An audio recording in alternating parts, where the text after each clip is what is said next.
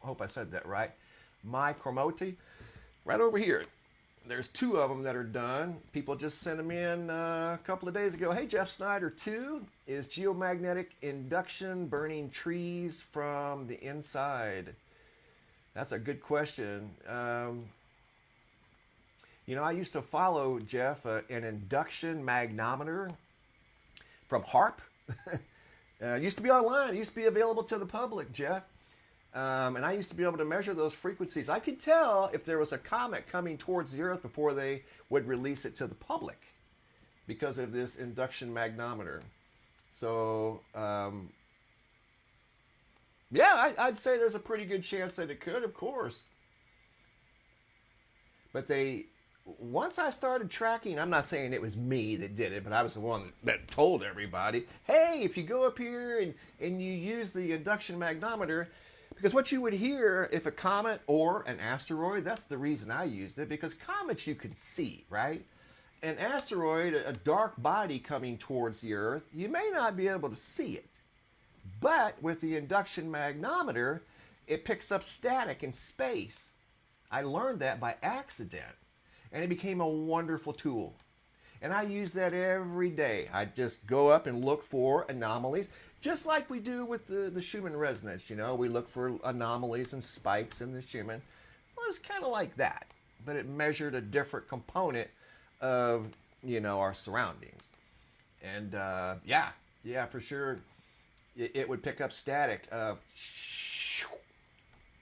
comets, asteroids, and the public would know before it got released to the public. It was really cool when we had access to it. We don't have access to it anymore. So I looked at getting one. This was, oh Lord.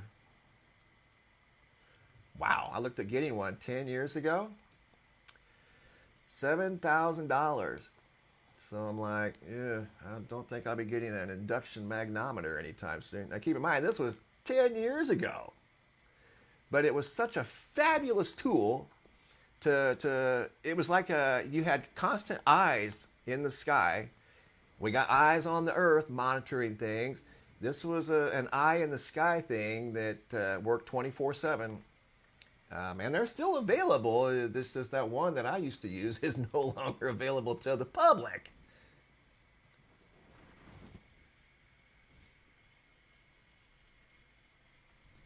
So thank you, Jeff, for the super chat. That was very cool, and I hope that answered your question. Can you imagine, Jeff, even a 150 hour, like the last geomagnetic storm, big one that we had, was 72 hours, 70 hours from the superhalo? Can you imagine one that would be like 170 hours? Things would start to collect a lot of static and a lot of dirty electricity. Hello, dirty electricity. That's what we're talking about in these videos that I do. Dirty electricity. These long duration solar storms, these long duration geomagnetic storms could be a side effect from that. And they could be causing these lights to malfunction. Yeah. The lights are trying to tell us a story, just like whenever we measure the UV. Those numbers are telling us a story. They're telling us a story of a bigger picture. These lights that are flashing around the world, it's more than just a faulty bulb. They're telling us a story of a much bigger picture that we just simply can't see. That's all. Is it, something apocalyptic? Not necessarily, but I think we need to pay attention to it. The bulbs just don't go like, it's like all the bulbs in your house going out on the same day. Would you think, oh, well, all my bulbs went bad on the same day? No, you'd be like, why did all my bulbs go bad on the same day?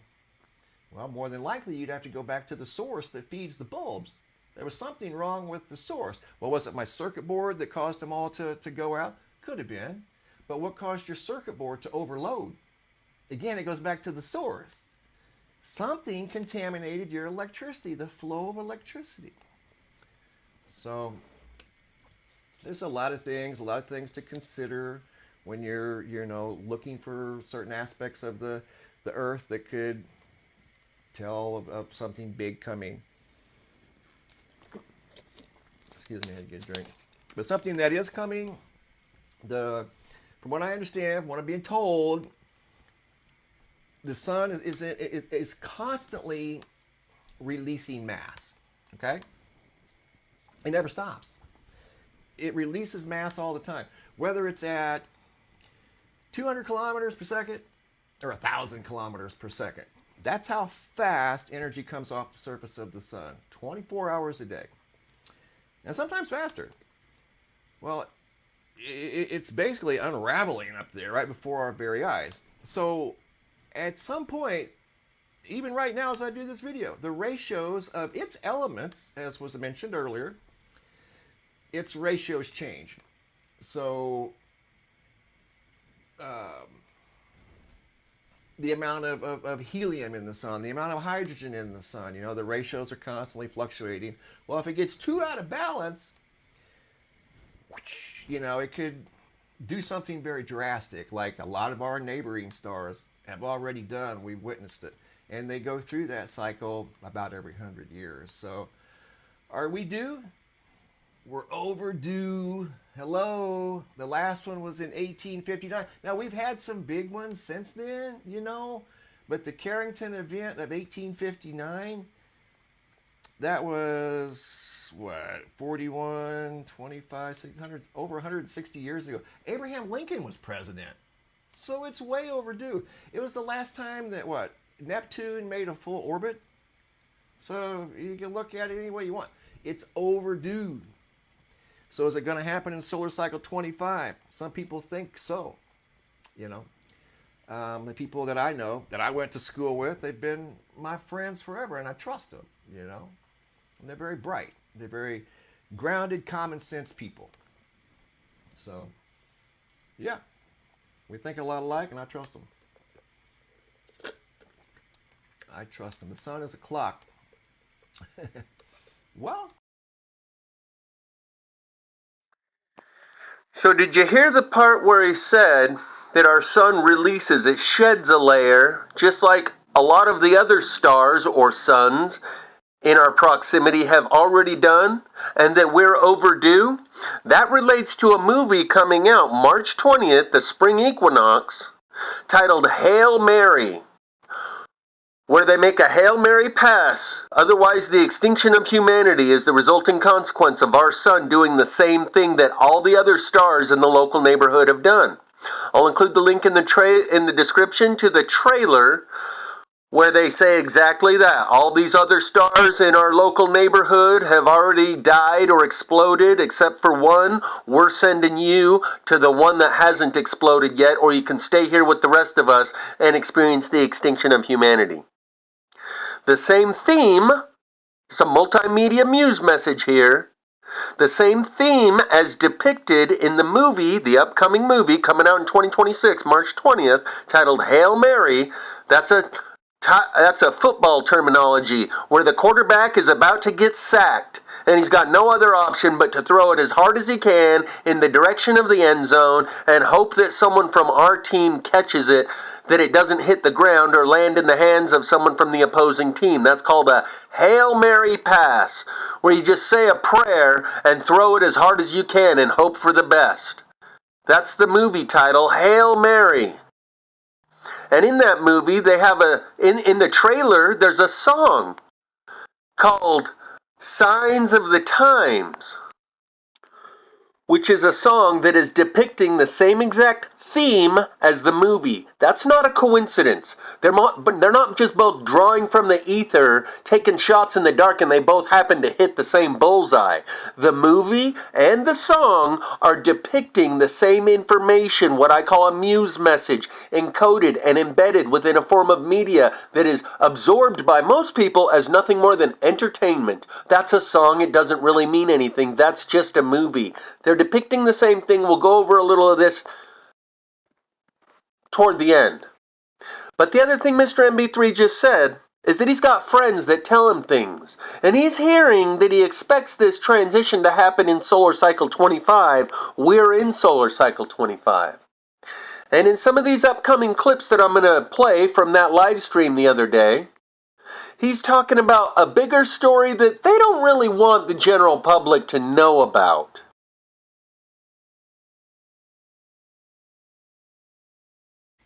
in most cases, the old traditional buoys, they're attached to the ocean floor. I used to monitor a buoy down south of Indonesia many years ago.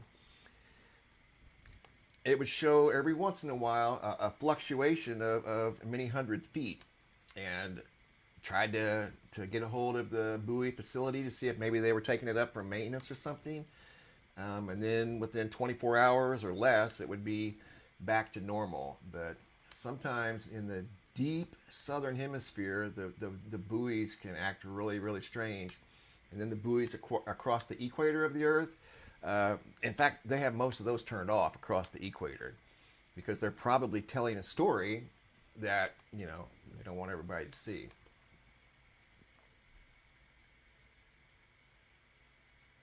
That they don't want everybody to see. But we've got monitors all. Those buoys, those monitors, are telling a story that they don't want everybody to see. And then he repeated it for emphasis, that they don't want everyone to know, that they don't want everybody to see.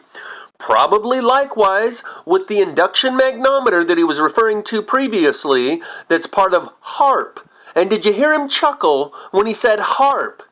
Because he knows about the stigma that's attached to it, that you all have truth or disorder and go, ooh, harp, evil, wicked, satanic, interdimensional, Luciferian, fallen Nephilim made the harp. And he talks about how he has some insider information from people that he trusts that you wouldn't know.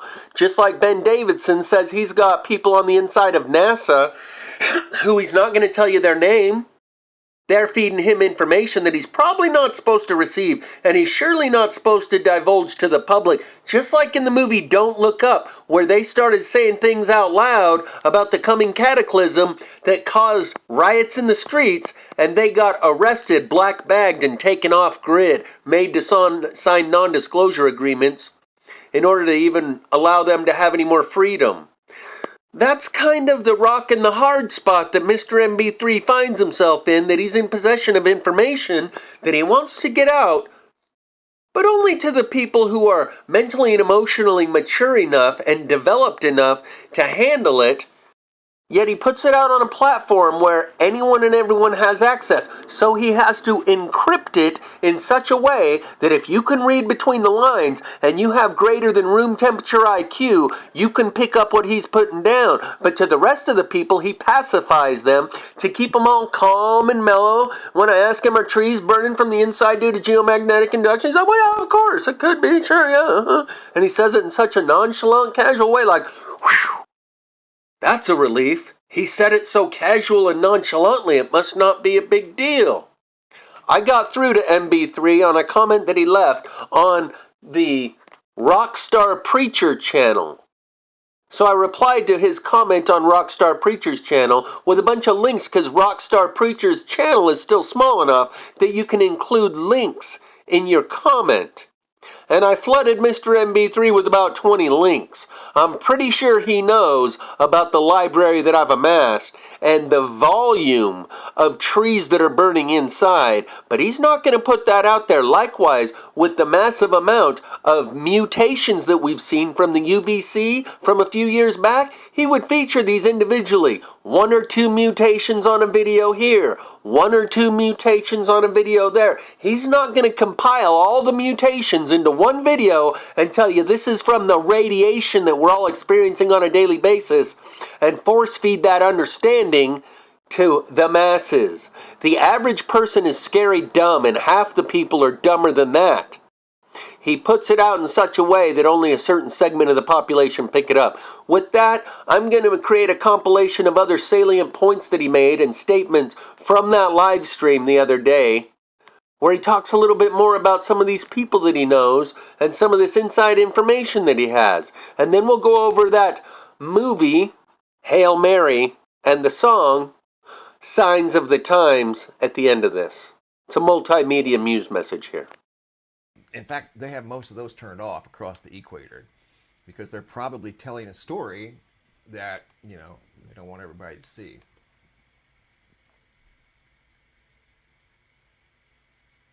That they don't want everybody to see. But we've got monitors all over the Earth. We've got monitors all around the skies, monitoring the Earth around the clock. It's like they're waiting on the Earth to do something. You know, we're waiting on the sun to do something too. And then the earth is going to respond to what the sun does. It's just a constant yin yang, you know, just constant change. December 12th. Hopefully it is sounding good. Okay, guys, in this video today, what we're going to talk about is the possibility of the sun shedding a layer. We're going to talk about other things besides that, whatever you want to talk about. This is basically going to be, but here recently, one of the things that I want to talk about, I don't know what's going on. I know over the course of many years, you know, I've learned a lot about the Earth, sun, and what the sun's getting ready to do. I've got people, what's up, RC? I've got, thank you, RC. I've got people, let's just say acquaintances. I've got a lot of acquaintances around the world, and they're very smart people, and they have access to some very fascinating equipment. Let's put it that way. Hold on just a second. Oh, that's the, I got like 4 instruments here at once. But anyway, they're all in agreement, including me, that the sun's getting ready to do something. It's getting ready to do something really big. I don't know if you guys remember, but on June 1st, I was the only one that mentioned the possibility of that solar event that occurred on the 30th into to June 1st. I referred to it as a super solar halo, because it was. And once I saw it, they don't happen very often, but once I saw it, I'm like, there it is. And and I'm talking about the men and women that I'm in communication with from various locations around the world, they said it was coming. And it did. So it created a 72-hour geomagnetic storm. 72-hour, okay? As it turned out, everything was good. You know, there were a few disruptions here and there. But what if, in the future, because nobody, at the end of the day, to be honest with you, nobody really knows what the sun is. Hey, Denise, when is Illinois going to get rain? You're going to get rain here real soon, depending on what part of Illinois you're in, Denise. Look for rain here soon. Here, I'll put it on the thing behind me. The rain's been coming your way. But anyway, back to, so I hope that answered your question. You probably won't see much rain here anytime real soon. The super halo back on June 1st that gave us a 72-hour geomagnetic storm. That by the way, in case you guys didn't know, that is absolutely unheard of. But my sources and myself had an idea. We didn't know when exactly. We knew it was coming, and it did happen, and it was directed at Earth. But the thing of it is, if we were to have a super flare, because at the end of the day, nobody really knows what the sun is capable of doing. If it does anything at all like the neighboring stars out in our cosmic neighborhood, those stars that we've been observing, since we've been observing our neighborhood, paying attention to what's going on, those stars go through a super flare event about once every 100 years. Not like clockwork, but pretty close, okay? It's kind of like the pole shift thing and other things that people are talking about. At the end of the day, guys, nobody really knows. But with the sun and the sun's behavior and the ratios, it goes down to ratios. And I've got people that know how to get down with the ratios of the heat, hydrogen and helium and various components of the sun that make up the multiple layers of the sun. And is the sun getting ready to shed a layer? It shed a layer on June 1st. You bet it did. And that layer created what's known as a halo. I refer to it as a super halo. And that just remember that name, super halo, because you're going to hear it more often as we move forward. But if we get impacted by a super flare, with today's technology and all the satellites that are orbiting Earth, and there are thousands, probably tens of thousands, that we all depend on. Some of us depend on one of those satellites orbiting the Earth once or twice a day, sometimes multiple times a day. A super flare that has the potential to create can you imagine a geomagnetic storm that lasted 700 hours? Are you serious? Can you imagine something like that? I know it seems impossible, but it's true. Hey, Brian Kitts, a member for 3 months of the Star family. Link in the description box. But yeah, I mean, if a super flare were to interact with the Earth straight on, your satellites are going to be engulfed in so much what's known as drag. They're going to slow down and malfunction like no other. Even if they put them in safe mode, they're going to slow down because of so much density from the layer of the sun. And the sun, yeah, it's got many layers, just like the Earth has many layers. We have many layers of atmosphere. We have many layers below us, and we have many layers above us. Sun's the same way. Jupiter's the same way. Saturn's the same way. You know, they're all alike in certain ways. The sun is the king of this domain, and at the end of the day, again, nobody knows what it's capable of doing, but there are theories and forecasts for solar cycle 25 that I've never really talked about. And I'm not sure that I want to, you know what I mean? Because I'm not here to theories and forecasts for solar cycle 25 that I've never really talked about. And I'm not sure that I want to, you know what I mean? Because I'm not here to you know, but I don't want to keep information from you guys either. I think you should be prepared, you know, just in case. And I've always said that, you know, especially with the arrival of a potential hurricane. Prepare like if we were to have a Carrington event in today's world, and we all rely on, you know, electronic e-commerce, all of you guys have used it by now. That's not going to work. So you got to have a little bit of cash around, because you're not going to be able to barter with a piece of plastic. No, but if you got a little bit of cash, even coins, something to barter with, because if the satellites go down, and the power grid, you all have seen what's been going on with the power grid here recently, right? With the power around the world. That's why I've been staying on it, guys. I know something, okay? These people have told me something. Good grief. Y'all are getting mad at me because I'm not necessarily you guys specifically, but because I'm staying on this flashing light phenomena that's sweeping the entire Earth. Come on, have you figured it out yet? There's something up. Yeah. There's something up. But again, I'm not here to try to tell you to run to the mountains and get away from the coastline. No, you're grown adults and you're very capable of doing what's best for yourself. But, you know, like me, I take advice and information from people that I know are in the know. And they're saying that the sun is getting ready to do something really big, okay? The super halo that we saw, it was exactly a month ago today, June 1st. Is probably, whatever this event that's going to happen in solar cycle 25, more than likely, hopefully it won't, but more than likely it is, because it's way overdue. Hold on just a second. It's way overdue. So be prepared, you know, for possible long-term power outages and things like that. You know, where we're at out here in the desert, just the thought of a you know, power outage in the middle of the summer is terrible. It's terrifying. But you know what? I'm ready for it. Been ready for it for a long time. Absolutely. So we're not going to go thirsty. We're not going to get too hot. You know, I've got things organized and ready to go just in case. I'd rather have it not need it than sit around knowing what I know, or, you know, I've been told, and not take the necessary, you know, precautions and things. So if you guys have any questions on things that are going on in real, get a lot of really, you know, wild and crazy things sometimes, you know. But yeah, just be careful, especially when it comes to, you know, people up there screaming, oh, it's coming, it's coming, it's coming. Yeah, there is something coming, but it's not coming every single day. You know, in fact, the sun right now is kind of quiet after what happened on June 1st and what's coming before the end of solar cycle 25, and potentially during the downswing, we go from solar maximum down to solar minimum. Well, we've had some big events during, hey, Terry M. Thank you for the super chat, Terry M. We've had big solar flares during solar minimum, so it doesn't necessarily mean all the activity is going to be during solar maximum, but there are some very smart people saying that something big is coming this way. And the sun, whether there's a sunspot facing, there's like a hydro flare, for instance. Have you ever heard of a hydro flare? A hydro flare is a very large solar event that doesn't originate from a sunspot or an active region. It's like a big filament collapsing on the surface of the sun and could, you know, send a lot of energy towards the Earth, absolutely. But it's the super flare. I don't know why that keeps doing that. Sorry about that. There we go. The super flare. That's what we gotta be ready for. Our technology, we've kind of put ourselves in a trap. You see what I mean? We've thought this through, I'm sure. This technology race, and they can't put Starlink satellites in orbit fast enough. There's a rocket going up, what, once a week now, maybe twice a week, carrying load after load after load of satellites into orbit. Just can't get them up there fast enough, you know? Sometimes I'm wondering if there's not another motive to all these satellites. And I know that they do provide an internet service around the world. I think that's great. That's awesome. But can you imagine if all those things linked up, Starlink, if they really linked up and created like a Dyson Sphere or something around the Earth to protect the Earth from an incoming solar super flare?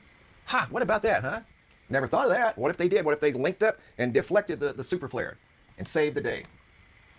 Might just be what's happening. You never know. Atmosphere. That tells you whether your atmosphere is good or bad.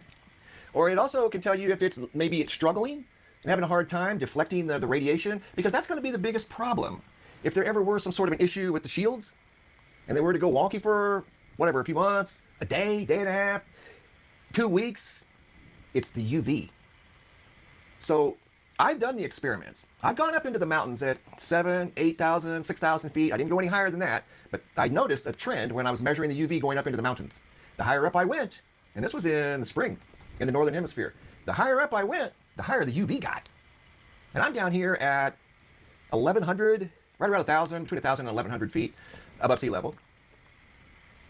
And the UV's right, you know, where it's supposed to be. And you'd think, wow, you're in the desert, you know, the UV's probably through the roof and yada, yada, yada. It's right where it's supposed to be, believe it or not. In the summertime, it's between 10 and 12. And that's where it's been. So if you don't hear me talk about it, chances are it's copacetic. It's pretty good. But the last thing you want to do, if the magnetic shields in our ozone layer are struggling, is be up in the mountains at about 10, 15,000 feet. You're going to cook.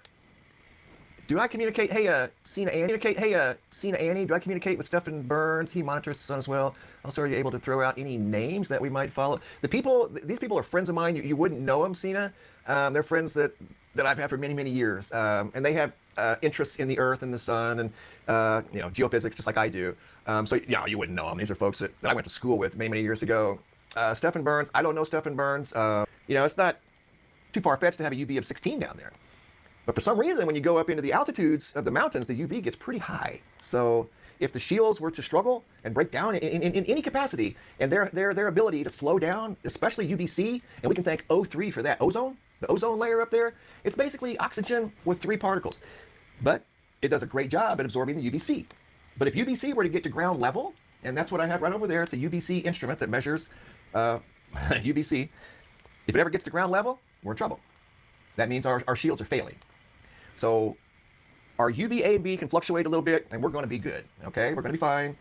How much it fluctuates depends on how good we're going to be. If it's fluctuating 10 and 15 variables, we're not going to be good because it's going to create a domino effect of crop failures and things like that. Holy cow. Oh, that's my moderator. Thank you. Where was I? Oh, those instruments tell us the overall strength of the atmosphere. If our shields, basically the magnetic shields and the ozone and things like that. If those numbers start fluctuating too much, then we know, okay, there could be a series of things to follow. Crop failures, things aren't going to grow right. You're going to see influx of radiation down here at ground level, more than we're used to. Yeah, there's background radiation 24/7. That's just part of our environment. That's just how we live. That's the Earth.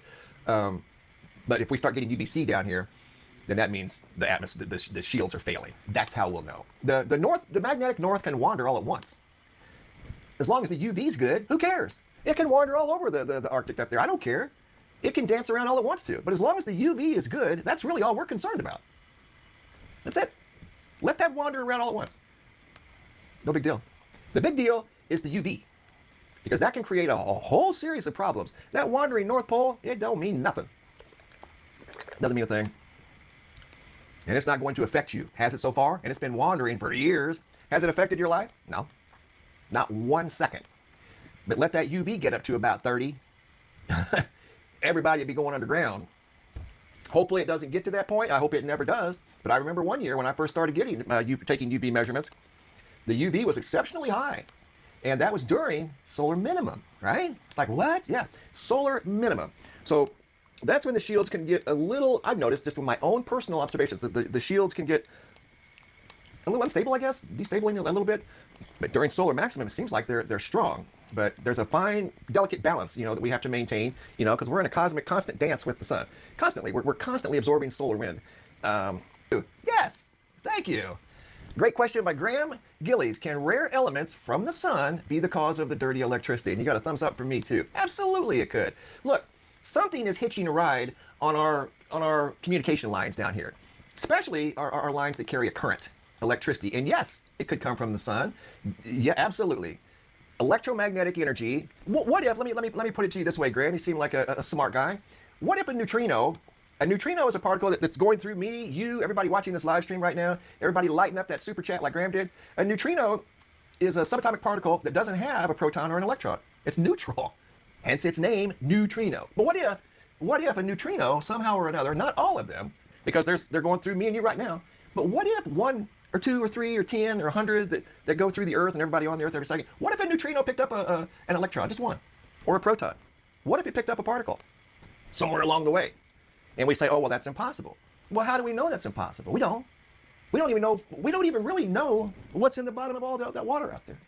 In the Northern Hemisphere during the summertime, it's because if the UV starts getting out of whack, that means our shields are out of whack, and that tells you a very big, important story. So, you don't really want to go up, because the higher getting out of whack, that means our shields are out of whack, and that tells you a very big, important story. So, you don't really want to go up, because the higher up you go in the mountains, the higher the UV.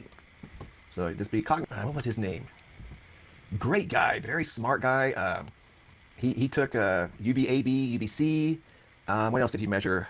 He rode around he had a scooter, and on this scooter he had this compartment that was full of these instruments. Yeah, he was really cool. He got spooked because he was measuring the UV for me over there in Amsterdam, or in the Holland area, and if I'm not mistaken, that is 51 degree latitude. Let me look here real quick. 51 or 52. Let's look. I'm saying 51. I'm just guessing. Maybe it's 52. But here's what happened. This happened to 2 guys that did readings for me. I had a guy by the name of Luis that took readings from Portland, Oregon. And Portland, Oregon is at the 40... What is Portland, Oregon? Talk to me, Portland. 45 degree north. Let's go to Holland. Guy got freaked out and quit doing it. 52. That's where he was at. He was at the 52-degree north latitude. That high up on the latitudes, you shouldn't ever have a UV, even during peak summer. I mean, nine and a half during the summer months, and it's been a while since I've gotten readings from there, but he started getting readings with his instruments of 11 and a half, almost 12 a couple of times. And to be quite honest with you, it spooked him. And he gave me readings, consistent readings, for a couple of years. And once he started seeing those high readings at the 52-degree north latitude, I never heard from him again. And he was over in Holland. And I used to have a gentleman from California, Portland. I had a guy send me readings from Portland. He too got a little spooked. He was taking UVA-B and UVC. He started detecting trace amounts of UVC. It went away, but he started detecting trace amounts of UVC in Portland, just outside of Portland. I believe in Beaverton, yeah, right there. Beaverton, Oregon. That's where he sent those in from, which is so it's in the Portland area, southwest Portland. He quit doing it too, because he was honestly was freaked out when he started getting trace amounts of UVC at the ground level. It went away. The atmosphere bounced back, but that was a sign, and he even said that was a sign of our atmosphere struggling, and it was at that time. But for some reason, Portland, Abbotsford, British Columbia, the Vancouver area, the UV is a little higher up there than it should be. Shouldn't be that high at the 50, 45-degree latitude. So yeah, Abbotsford, which is in southern British Columbia, he's right at the 50-degree north. UV, again, shouldn't be ever really above 10. He sends me readings all the time that are 14, 13. That's way out of bounds. It's way out of bounds.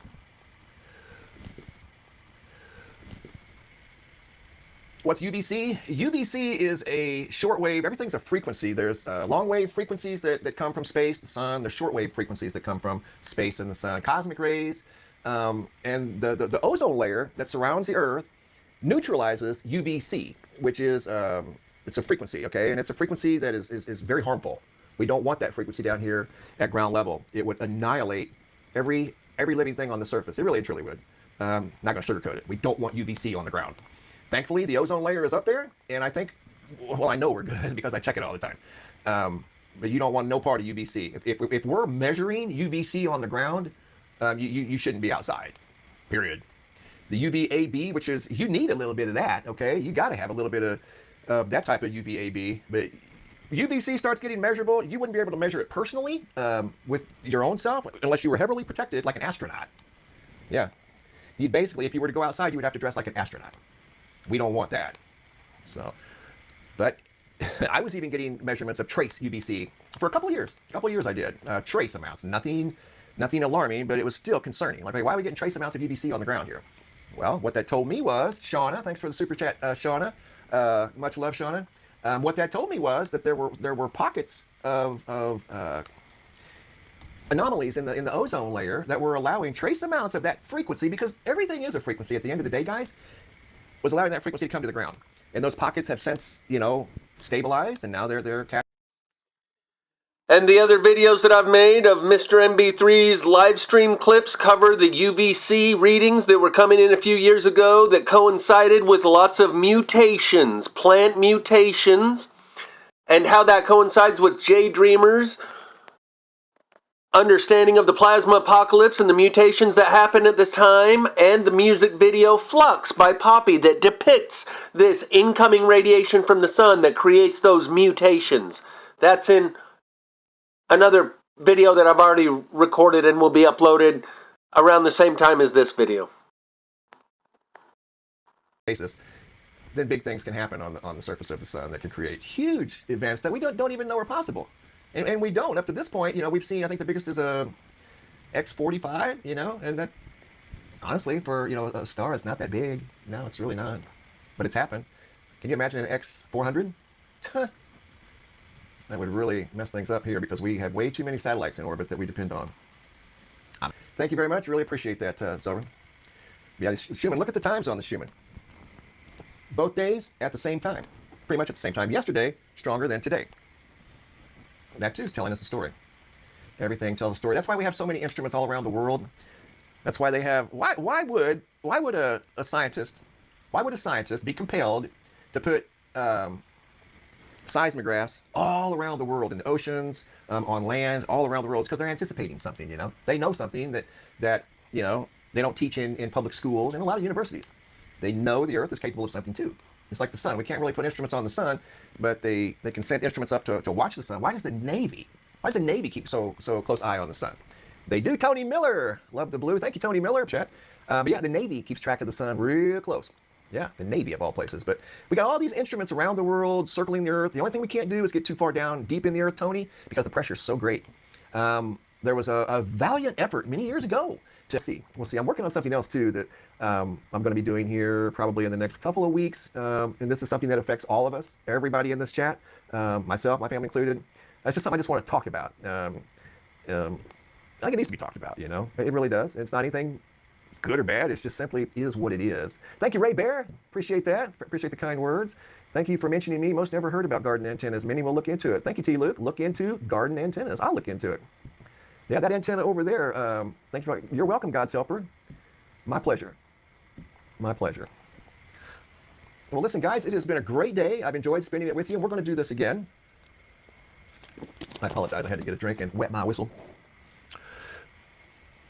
But the focal point, as I started this video off with, was the sun and what the sun is capable of doing and what it could potentially do in the future. We can make theories and YouTube videos about it, all the time. Just be careful. Some of the information going around, I'm just being honest with you guys. I know we're all drawn to drama and things like that. I get it, I get it. But just don't be making life, changing decisions based off of, something that you see, or because not everybody can be trusted. That's all I can say. And I say that very humbly. I take pride in giving you guys good, solid information, especially, when it comes to the Earth, the sun, hurricanes, solar storms. I touch on a wide variety of things. And I do that because viewers share things with me that they want me to analyze, because over the years, I've evolved into an image analyst. I've done so many. I've done thousands of photos and videos that I've developed a very unique approach. That's why I've done a lot of work for ancient aliens in the South American military. My approach works. And if there's something hiding in the dark, I can pull it out. But just be careful where you get your information. I'll always be honest with you. It may not be the most exciting. Sometimes it is. Just know if I get excited, it's probably going to be a pretty big deal, especially when it comes to hurricanes or solar storms. I am a storm chaser. So just know that. Subscribe to this channel, and I'll keep you updated. But as far back to the sun, yeah, the sun is going to shed a layer, basically. It basically shed a layer on June 1st. That was a super halo, and it went in a 360-degree orientation. So you could technically say that the sun shed a layer on that day. The next time it does that, it could be bigger. It could be stronger. And if it gets much stronger than that, to where we have a 150-hour geomagnetic storm, which we could, then it could create a lot of drag and affect our way of life. And those are the ones that we really want to watch closely.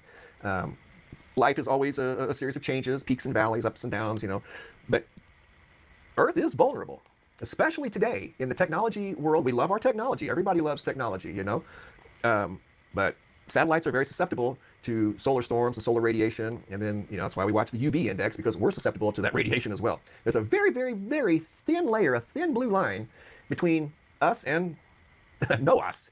And it's important to keep a close eye on that. It's called the UV, ultraviolet radiation. I do. I watch it multiple times a week. I don't report on it. So just know, sometimes no news is good news. Just because I'm not doing a UV video every single day doesn't mean I'm not watching it. All right? I keep an eye on it. That's a very important part of who we are. That's our shield, man. Without our shield, there's no we, there's no our, there's nothing. So we have to have our shield. So the sun's getting ready to do something really big. I've got multiple sources telling me this, okay? I'm on board. I've been on board with it. So we're watching things that a lot of people aren't. And a lot of people, we're watching things that a lot of people have never even heard of. So stay tuned. Stick around. If you want to follow this YouTube channel, by all means, that choice is entirely up to you. I am not going to beg you or anybody else to subscribe to this YouTube channel. If you want to come back and check in every once in a while and see what we're talking about, that's great too. But just know there's something big coming, okay? And is it going to be, total chaos and things like that? It just depends on what the sun does. Because at this point, even with all the technology that we have, we still don't know exactly what the sun is capable of doing. But it's capable of doing something bigger than it did June 1st. And that's coming. It sure is. Probably going to shed another layer or two. But either way, we'll be watching, and hopefully it won't last too long. But that 70-hour plus geomagnetic storm, guys, that was a big deal. So there's bigger deals in the works. I'll keep you guys informed. Just know that. And I want to thank everybody for stopping by today. Seriously, it's been fun. I love the chats. I love seeing your... These have been segments of his live stream he did about 5 days ago titled, Can Earth Handle What's Coming? I'll link it in the description. You should probably watch the pieces in between that I didn't clip out. And here's a couple pieces from the trailer from the upcoming movie that comes out March 20th, 2026 called Hail Mary. regarding the same content that Mr. MB3 is covering, and the same content that's covered in the music video by Harry Styles called Signs of the Times, which is a theme song that they use in this movie trailer. The same theme that Jay Dreamer covers in the Plasma Apocalypse, the same theme that's covered in the music video Flux by Poppy. I'm not an astronaut. If you don't go, you die. With the rest of us. The sun Is dying. This is Project Hail Mary. The sun is not the only star dying. Every star was infected by its neighbor except one. Why? If we do nothing, everything on this planet will go extinct.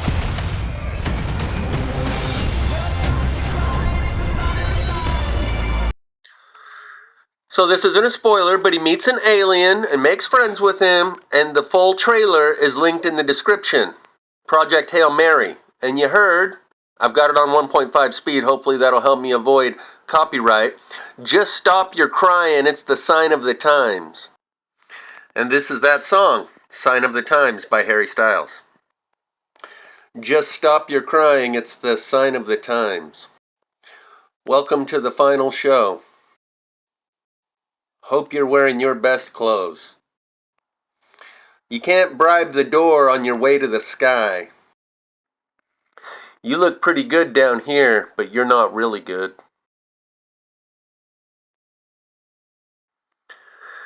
We never learn we've been here before. Why are we always stuck and running from the bullets? Just stop your crying, it's a sign of the times. We gotta get away from here. Just stop your crying, it'll be alright. They told me that the end is near. We gotta get away from here. Just stop your crying, have the time of your life. Breaking through the atmosphere. Things are pretty good from here. Remember, everything will be alright. We can meet again somewhere. Somewhere far away from here. Stop your crying, baby, it'll be alright. They told me that the end is near. We gotta get away from here.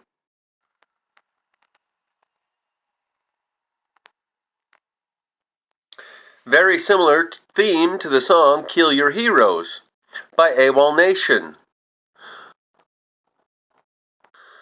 Well, I met an old man dying on a train.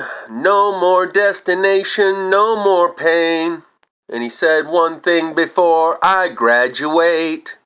Never let your fear decide your fate. I say you kill your heroes and fly, fly, baby, don't cry. And don't you worry, 'cause everybody will die. And every day you just go, go, baby, don't go. And don't you worry, we love you more than you know. Well, the sun one day will leave us all behind. Unexplainable sightings in the sky. And I hate to be the one to ruin the night.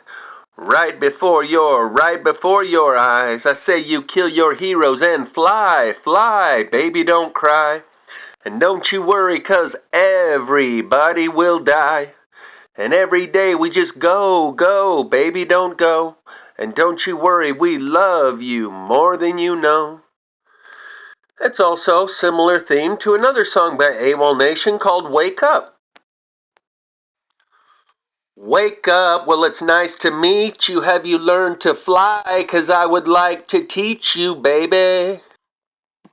It's only gonna take a little time before we start to lose our minds. We're leaving all the haters behind before the sun decides to hide. I know you think I may be out of line. I'm scared to love what we love most. Well, it's nice to know you. Have you learned to fly? 'Cause I would like to show you, baby. And I'll spare you my singing the rest of the song and just include the link in the description, because we're leaving all the haters behind before the sun decides to hide. It's a multimedia muse message. They're all telling the same story. From MB3 to the movie Hail Mary to the song Wake Up or Kill Your Heroes or Flux by Poppy or Jay Dreamers and his Plasma Apocalypse. Awolnation also sings a bunch of other songs like Sail With Me Into the Dark. This is how an angel cries. This is how I show my love. I'll spare you.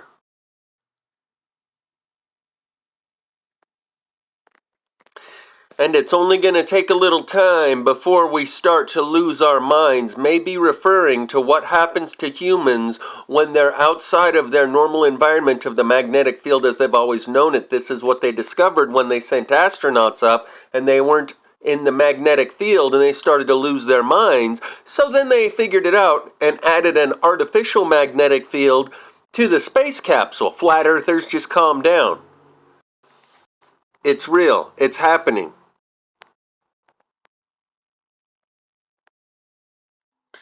And these musicians are dropping some knowledge, but to most people, that's just a song. That doesn't mean anything.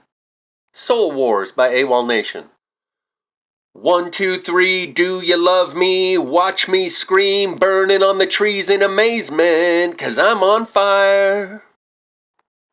4, 5, 6, show you all my tricks. Fee, fi, fo, a giant's at the door in amazement, 'cause I'm on fire. Can I get a little amen? Can I get an amen? For all the bleeding and the praying, I had to struggle to be gracious. Now you can touch it, you can taste it. Taste the smoke, this is no joke. 15 years, blood, sweat, and tears and amazement, 'cause I'm on fire.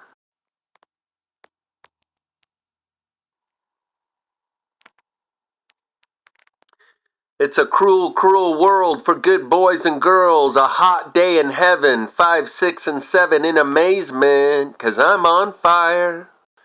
And one more by awolnation. This kid's not alright. So stand up and catch fire with me, or you can follow them to hell.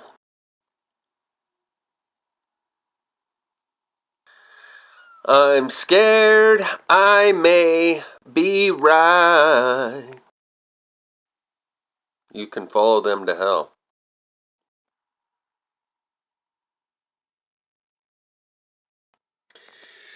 EMP from the mother and son tore the digital down, according to the song Indigo, Children by Puscifer. It's another one that's depicting the same theme. After the Gold Rush depicts a very similar scenario. I was lying in a burned out basement with the full moon in my eye. I was begging for a replacement when the sun burst through the sky. There was a fanfare blowing to the sun that was floating on the breeze.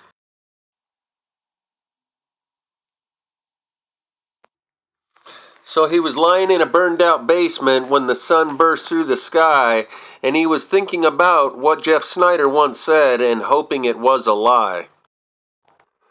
But the good news is, just like in the movie with Nicolas Cage called Knowing, where his children are whisked away by the Whisper People in silver spaceships, where they taken Mother Nature's silver seed to a new home in the sun, and in that movie the world is enveloped by a CME from the sun.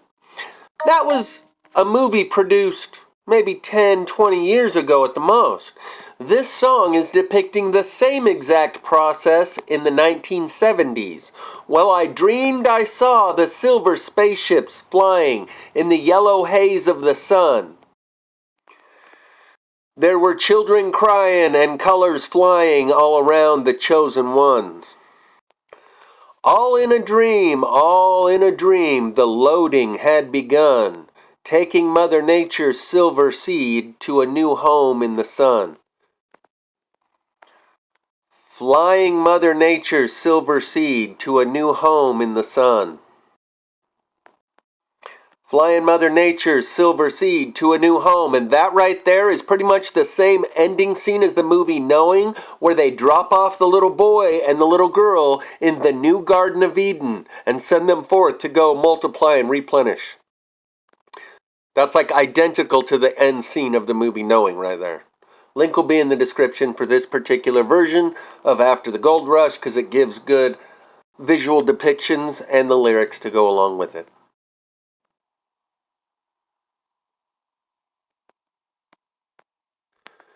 Booga spheres and UAP dragons hop up on board the airborne aircraft carrier, and away we go through the sun tunnel and live happily ever after.